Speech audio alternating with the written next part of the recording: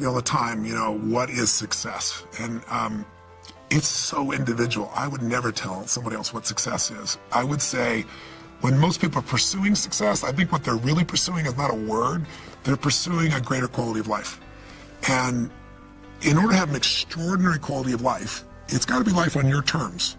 And, you know, some people's idea of an extraordinary life is, you know, writing beautiful poetry or having a garden. Some people's idea is building $1 billion company. Some people is 3.2 perfect children. I don't know what the 2 comes from, 0.2, but they do. Everyone has a different idea. So my approach to helping entrepreneurs, business people, or anyone is to say, you got to figure out what is an extraordinary life for you. What would that look like today? Not 5 years ago, 10 years ago, but today. The way you look at life alive instead of an old story. And then there's 2 skills you got to master. The first one is the science of achievement. And it's a science. And I spent 4 years interviewing these people, and I interviewed the smartest financial people in the world, and I picked no one from the Lucky Sperm Club. Nobody that inherited it. They all started with nothing, became multi-billionaires. And what you learn is they do it different ways, but there's some universal patterns, and success leaves clues. If you apply the same results, it's a recipe. It'll work for you too. I've done it, other people have done it. Same thing's true with your body. We're all biochemically unique, but there's certain fundamentals that are universal. There are laws, there's a science. If you violate them, you're gonna have low energy disease. If you align with them, you're gonna have high energy. So there's a science to achievement. But the second master lesson for an extraordinary life, I believe, is even more important. Because I've dealt with so many achievers that are still miserable.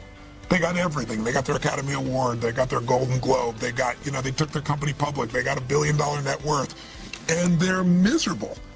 So to me, that's insane. And the reason is they missed the second master lesson of life, which I call the art of fulfillment. Because what's going to fulfill you is different than me or this gentleman here. I'm sorry, I don't know the cameraman's first name, but whoever it is that was with you. It's like, if you want to know what the universe or God loves, go to the forest. Diversity. It's not the same thing. And when you look at, maybe a good example is if you go to an art show. You ever gone to an art show in LA or New York, like a high-end art show, and you walk in and you look at the painting and go, you're joking, right? This is not art, right? How much is it? And the guy goes, $10 million. You gotta be nuts. I'll give you an example. Steve Wynn, you know, who owns the Wynn Hotels, as again, a good friend of mine, called me up on his birthday a few years ago. And he says, Tony, come over to my house. He goes, my birthday. I said, I know, I'm looking for a scene. He goes, no, you gotta see something. He said, I have coveted this painting for years, and I just outbid everybody.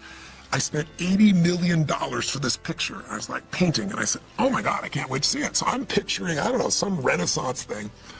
And I show up, and it's a Rothko. You know what Roth? An orange and red square. A big, giant orange and red square. And it was $80 million. And I said, Steve, I said, give me $100 worth of paint in an hour. I can pull the shit off, I can promise you. And he laughed. He goes, no, you don't know the story.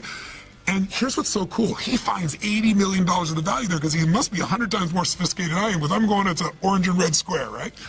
The beauty of life is our diversity. If you want to see the ultimate failure in life, it's success without fulfillment. That's the ultimate failure. The art of fulfillment, I think, is the more important of the two.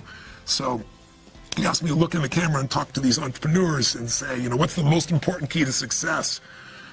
I think it's hunger.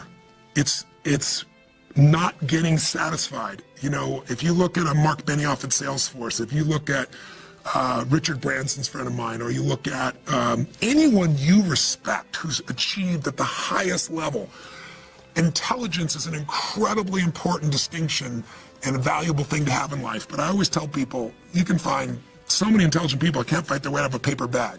What matters is hunger.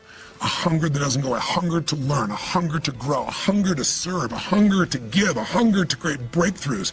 Most people are hungry till they make a certain amount of money and then they get comfortable. And there's nothing wrong with that, but it's not about the money. It's not about the business. It's about your growth. Because every one of us either grows or dies. People ask me all the time, what does it take to be happy? I say one word, progress.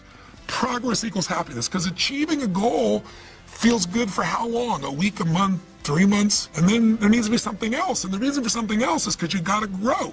And I think if you can decide that success is life on your terms, but it's also a meaningful life where you found something you care about more than yourself that you want to serve, whether it's your family or a community or a mission or your company, then you're blessed.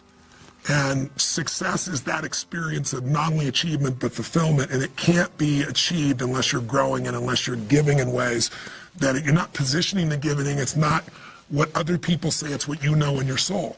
And I think if you can find those things inside yourself, they're not easy,